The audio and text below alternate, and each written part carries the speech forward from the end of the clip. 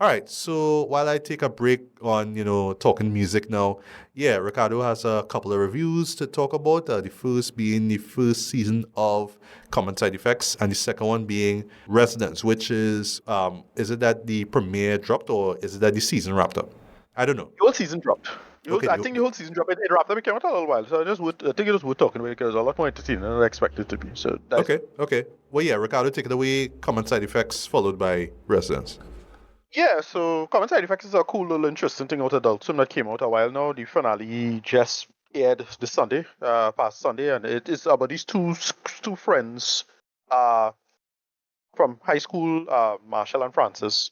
And Marshall is this big time like mycologist, type who discover this almost mythical mushroom called the blue angel mushroom. And Francis, they kind of grow apart for years and then they come back together. Francis works for a big kind of very predatory pharmaceutical company, and the entire thing comes to its hilt with the mushroom being this thing that can effectively break the pharmaceutical industry. And the other one is her having their back and forth about that and the use of the mushrooms. Whether they learn the mushrooms is do more than what you think it is heal, is do all kind of things. And that's it. It's just really, really uh great commentary on the pharmaceutical industry, of course, the war on drugs, because they have two ATF agents who's a big part of the plotline. Um, these two characters who I think it's Capano and Harrington, I think. They're great. Uh, it does like just a lot of like war on drugs in South America because there's a lot of violence with respect to that. And it's just this great, interesting story that, in my humble opinion, is about as good as Severance, right? It's up there, totally worth talking about. It's really, really smart comedy. I really wish you watched it because I thought we could sit down and talk about it. But it have a lot to say about just modern culture, the health industry, all these in things, and they get into like uh the idea of drugs, how drugs affect you, and how some people can operate with or without drugs or not. The aspects of dealing with other conceits of you know, just power and capitalism and all these other things. And yeah, this was really entertaining, a well done job on storytelling, surprisingly violent and interesting in certain spaces. Um, Terrifying in some ways because of the drug stuff, but also the secret government stuff and how high it does go up. And yeah, I just strongly recommend this. This more than likely going to make best of the year. Just really, really, really, really funny and engaging. Good voice acting, great. I love the animation. I love the art style to it. It's nice and quirky. It kind of remind me of remember when NTV used to do weird art shit back in the 2000s. I know it's Adult Swim, but like it felt like that. Like it's just these kind of warped characters. They're looking a little off kilter, but like you get accustomed to it, and the humanity of it is really where it works. And yeah, I strongly recommend this. Not much to say in that sense. I really wish we could have sat down and talk about it, but I didn't watch it, so it'll just be just only spoilers. But there's a really cool sequence in episode 8. You'll see that. But it we're talking about. So that's just it. Strongly recommend it. This is one of the best of the year. I think again at season 2, so I was super excited for that. The second is the other show we want to talk about is uh Residence, right? It is starring. It's basically like a who done it mystery in the same vein as Poirot or any Sherlock Holmes kind of thing, or recently the Knives Out, Glass Onion, franchise. You have a quirky detective have to come in, and they're kind of famous, and then they come in have to solve a case. This time it's Crazy Eyes herself, Uzu Aduba playing. Oh, is that Uh, show? Okay, so yeah, I was aware that she was in a brand new show, but I yeah, just like I was hoping right, that it would have been on my radar, but I didn't know what the right. name was. So Yeah, yeah, thanks for putting that. playing. Yeah, she's playing Cordelia Cup. This quirky, possibly on the spectrum, kind of off kilter detective, and it's surprisingly charming and funny. I didn't expect it to be this good. So the mystery is that somebody murdered the oh god, what is it called? But I forget what position is called it. The chief whip, I think. It's slipping my mind right now, but I, I I I don't know neither. it's Sorry. Giancarlo Esposito, um, playing the head position in the White House. But the Giancarlo's character is murdered in the first episode.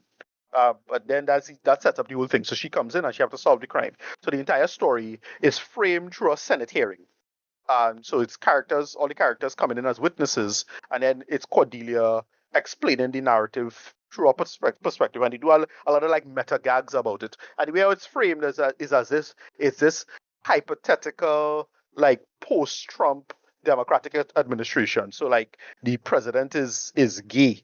And he has a husband, so it's presumably like, well, it kind of references off of, well, Pete Buttigieg, for example, if Pete Buttigieg would ever become president.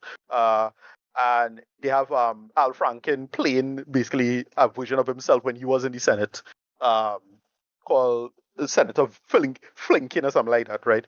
And it's so they frame it in that perspective, but then everything is done in terms of the conceit of who done it in terms of this murder mystery. But it was during a state dinner, right, with the Australian government and the American government, and they frame it like that. But it's how so everybody there is a suspect, and what they do with it, and then when you find out who the murderer is, they put it a bit on the nose as to what's going on in terms of like who the villain is and why. Like it kind of on the nose, and I thought they could have done something a little more interesting with that. But that's about it. I thought surprisingly why it works is because of how funny it is and who they have.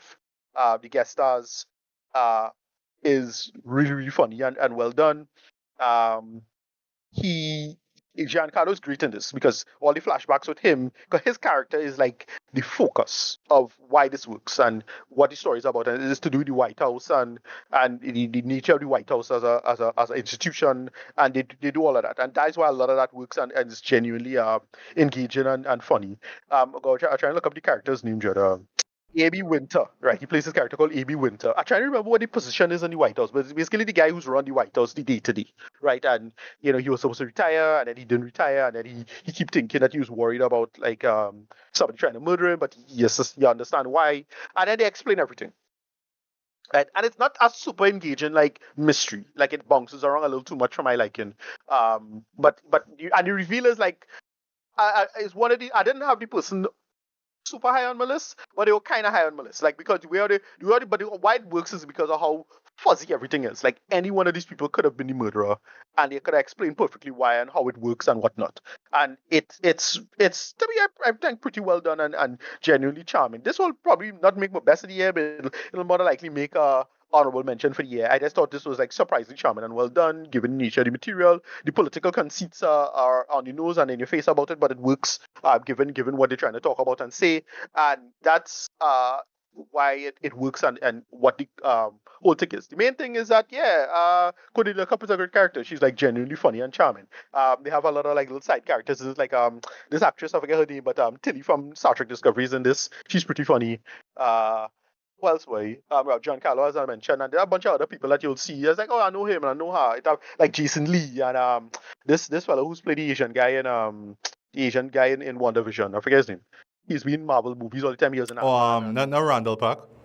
Randall Park, right? Yeah, Okay. he's in this and he's really funny. And it's just genuinely like really entertaining, good stuff, and they make it work for what it is.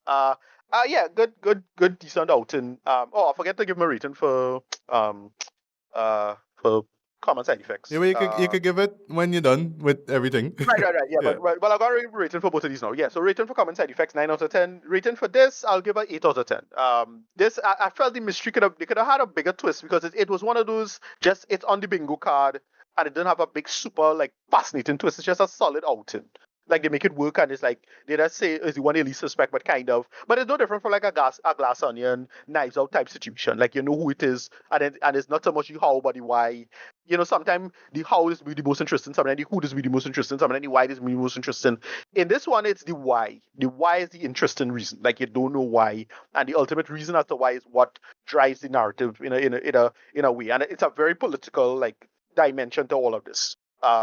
To why it works and why the story works. That's why it comes together particularly well. And again, Ozu is excellent as Cordelia. She's like genuinely funny and charming. There's a whole great side bit involving bird watching, and that ties back into the narrative in really interesting ways because that's how she solves the case, and they do that like very simple and clever. And it gives why it also works is the aesthetic. It gives that at times it has a very strong Wes Anderson vibe to the whole thing in terms of how sections are moved, and that's why it works in terms of the storytelling. And the visuals is great in parts, like how the White House is designed and how it's framed and how they tell the story and how they move around the camera. And yeah, this is like a solid outing from the Shondaland people, right? Shonda does the executive production, and it's a really solid and funny script. And I think most of this works. This is a hit. I expect this to be I hope it gets season 2. Shonda Rhimes is one of the people who gets she shit out, right? Full stop. Like, she out there, and as I said, I make the joke that she's what Tyler Perry should have been, right? You could take that in multiple ways if you wanted, right? But yeah, this was good, really good. I actually thoroughly enjoyed it, genuinely entertaining, and I recommend this one.